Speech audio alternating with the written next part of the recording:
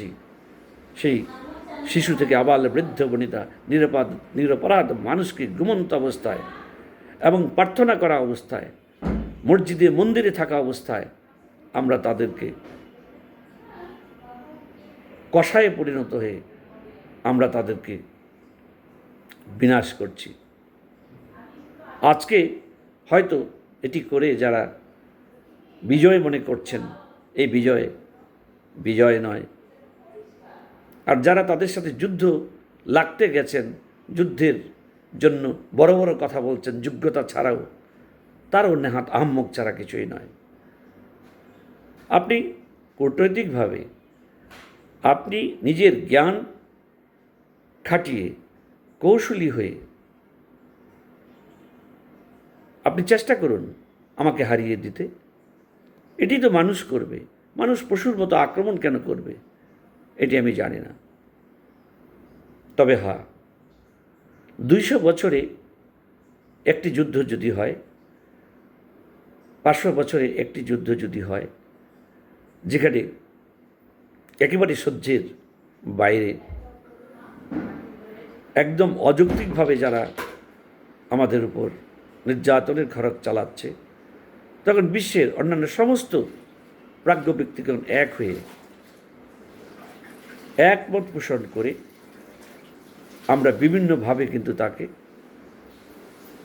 আমরা তার জল পানি বন্ধ করতে পারি, বিদ্যুৎ বন্ধ আমরা করতে পারি, তার সাথে সম্পর্ক ছেদ করতে পারি, তাকে আমদানি রপ্তানি আমরা বন্ধ করতে পারি। তার কোনো কিছুতেই আমাদের অংশগ্রহণ না থাকতে পারে। এভাবে আমরা কেউ কি চেষ্টা করেছি? অনেকে আমার কথা শুনে হাস্যরস করছেন যে পাগলের প্রলাপ মাত্র। এটি একদিক থেকে পাগলের প্রলাপও বটে, কারণ যেখানে আমার সামনে দিয়ে কেউ আমাকে অস্ত্র দিয়ে গুলি করতে চাচ্ছে, সেখানে ভালোবাসার জন্য বুক পেতে দাঁড়িয়ে তাকে বলবো, সেটি হয় না বটে। আসলে আমার বক্তব্যটি হলো যে আমাদের যেহেতু আমরা সৃষ্টির শ্রেষ্ঠ জীব বলে নিজেদেরকে আমরা দাবি করছি, আবার অনেক জায়গায় খুব ধার্মিক ধর্ম ইত্যাদি আমরা ব্যবহার করছি, সেখানে পশুত্ব কেন? সেখানে কি আমাদের বন্ধুত্বের হাত বাড়িয়ে আমরা অপেক্ষা করতে পারি না, চেষ্টা করতে পারি না, দুহাত ভালোবাসার দুহাত সম্প্রসারিত করতে পারি না? আমার বিশ্বাস যদি ধৈর্যগুণ সহ্যগুণ একটু আমাদের থাকতো, তাহলে একটু সময় নিত বটে। যে অত্যাচার আমার উপর করতে চায় সে আমার বন্ধুত্বে পরিণত হতেও পারত।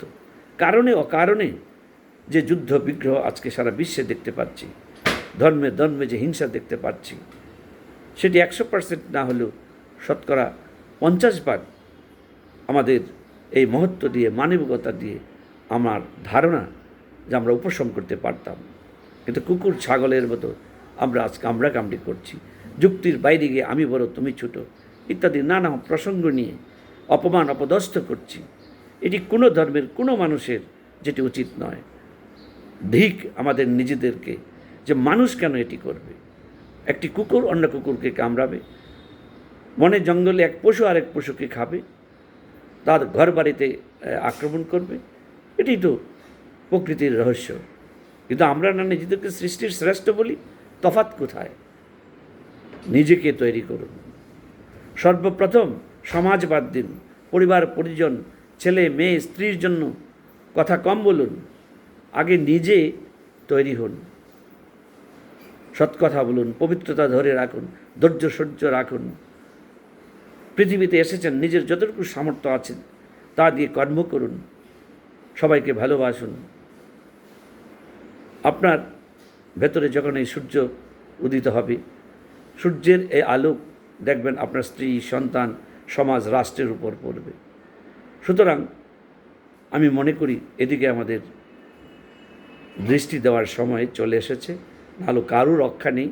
যিনি ভাবছেন আপনি অনেক শক্তিশালী, আপনি সংখ্যাগরিষ্ঠ, এই অহংকারে যিনি মাতোয়ারা হয়ে আছেন, সকলের ধ্বংস অনিবার্য।